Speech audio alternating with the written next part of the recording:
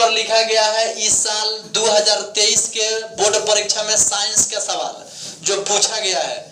सबसे पहले है दर्पण सूत्र। दर्पण सूत्र क्या है? तो दर्पण सूत्र का फॉर्मूला होता है 1/f is equal to 1/v plus 1/u। यह 10वीं कक्षा के फर्स्ट चैप्टर में पढ़ना है और 8वां क्लास में भी प्रकाश एक चैप्टर दिया वहां पर भी पढ़ना है। 1/f is equal to 1/v plus 1/u। दूसरा, वायुमंडल में कार्बन डाइऑक्साइड की प्रतिशत मात्रा कितनी होती है? तो वायुमंडल में नाइट्रोजन होता है लगभग 78%, ऑक्सीजन होता है 21% और 0.03% पाया जाता है क्या? Carbon dioxide. आगे दिया है निम्न में से कौन सा अधातु है? तो यहाँ पहला दिया है कॉपर। कॉपर तो धातु है। और दूसरा दिया है फास्फोरस। तो फास्फोरस अधातु है। लोहा क्या है? धातु है। निकेल क्या है? धातु है। तो सही आंसर क्या हो जाएगा? बी नंबर, यानी फास्फोरस अधातु है। तो धातु अधातु से भी 1-2 नंबर के आपको क्वेश्चन पूछे जाते हैं। आगे कैल्शियम की परमाणु संख्या क्या होता है? तो कैल्शियम का परमाणु संख्या 20 होता है। कैल्शियम का परमाणु संख्या कितना होता है? 20 होता है। उसके बाद में बोरॉन का परमाणु भार कितना होता है? तो बोरॉन का परमाणु संख्या 5 होता है। Hydrogen, helium, lithium, beryllium, boron 5 दूना 10 और 1 11। इसका परमाणु भार 11 होता है। किससे बचने के लिए आयोडीन युक्त नमक का प्रयोग की सलाह दी जाती है? तो घेंघा रोग से बचने के लिए आयोडीन युक्त नमक खाने का क्या दिया जाता है? सलाह दिया जाता है। आवेश का एसआई मात्रक क्या होता है? तो कूलम्ब होता है। आपको पहले भी एसआई मात्रक बहुत सारे चीज का बता दिया गया है कि वहां से 1-2 नंबर का सवाल हर साल फिक्स रहता है। विद्युत धारा के चुंबकीय प्रभाव का खोज किसने किया था? तो ओसर्टेड ने 1820 ईस्वी में विद्युत धारा के चुंबकीय प्रभाव का खोज किया था। दूरदृष्टि दोष वाला नेत्र साफ साफ देख सकता है।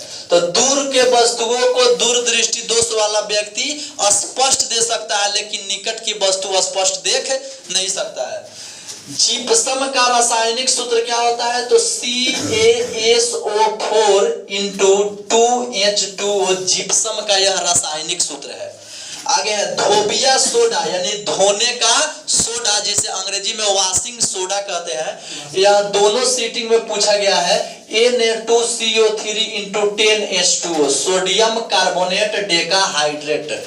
उसके बाद में विद्युत बल्ब के फिलामेंट विद्युत बल्ब का फिलामेंट का द्रव किस चीज का होता है? उसके अंदर कौन सा मटेरियल होता है? तो उसके अंदर होता है टंगस्टन का तार होता है विद्युत बल्ब के फिलामेंट। आगे निर्देशांक चिन्ह परिपाटी के अनुसार सभी दूरिया को कहां से मापते हैं? तो सभी दूरिया को ध्रुव से मापा जाता है। उसके बाद लैंगिक जनन संचारित रोग क्या होता है? तो एड्स होता है लैंगिक जनन संचारित रोग होता है और यह फैलता है HIV के कारण।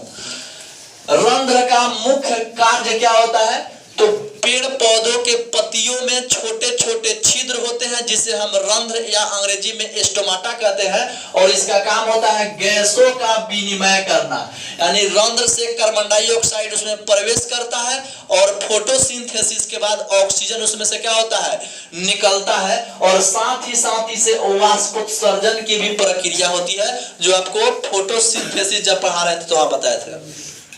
किस लेंस की फोकस दूरी धनात्मक होती है? तो उत्तल लेंस की फोकस दूरी धनात्मक होती है। किसी गोलीय दर्पण की फोकस दूरी +20 सेंटीमीटर है। यहाँ पर चिन्ह हो गया प्लस, तो कह रहा है यह कौन सा दर्पण है? तो यह उत्तल दर्पण है। उत्तल दर्पण की फोकस दूरी धनात्मक होती है। समतल दर्पण द्वारा बना प्रतिबिंब कैसा होता है? काल्पनिक होता है और सीधा होता है। शुद्ध सोने कितने कैरेट का होता है? तो 24 कैरेट का शुद्ध सोना होता है। और शुद्ध सोना का कभी भी आभूषण नहीं बनाया जाता है। आभूषण 22 कैरेट या 23 कैरेट का ही होता है। 1 या 2% उसमें क्या मिला दिया जाता है? उसमें तांबा या चांदी मिक्स कर दिया जाता है ताकि वो कुछ कठोर हो जाए। शुद्ध सोना बहुत ही मुलायम होता है। इसमें दिया निम्नलिखित में से संश्लेषित सूचक कौन है? तो संश्लेषित माने कृत्रिम तरीका से बनाया गया, इसमें है मेथिल ऑरेंज है, बाकी यहाँ पर हल्दी, लाल गोभी का पत्ता और लिटमस पत्र प्राकृतिक है। चूना जल का रासायनिक नाम क्या होता है? तो चूना जल का रासायनिक नाम होता है कैल्शियम हाइड्रोक्साइड, फार्मूला होता है CaOH का होल 2 होता है। किस पीएच मान वाला विलयन सबसे अधिक क्षारकीय होगा?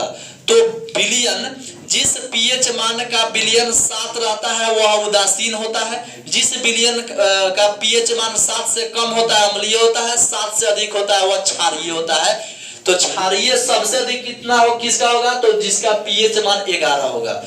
8 वाला भी क्षारीय है, 10 वाला भी क्षारीय है, लेकिन सबसे अधिक क्षारीय 11 वाला है। 5 वाला क्या हो जाएगा? ये अम्लीय हो जाएगा। निम्नलिखित में से प्राकृतिक सूचक कौन है? तो हल्दी एक प्राकृतिक सूचक है, बाकी सब क्या है आपका? संश्लेषित सूचक है। CaOCl2 का प्रचलित नाम क्या होता है? विरंजक चूर्ण, जिसको अंग्रेजी में हम ब्लीचिंग पाउडर के नाम से जानते हैं। आयोडीन युक्त नमक क्या है? तो NaCl, यह साधारण नमक का फॉर्मूला है, यहाँ भी NaCl, दोनों के साथ आयोडीन मिलाया गया है, इसलिए दोनों ऑप्शन मेरा सही हो जाएगा। A और B दोनों ऑप्शन क्या हो जाएगा? सही हो जाएगा। इस प्रकार से कल के क्लास में मैंने 40 क्वेश्चन पूछा गया था, उसको बताया था।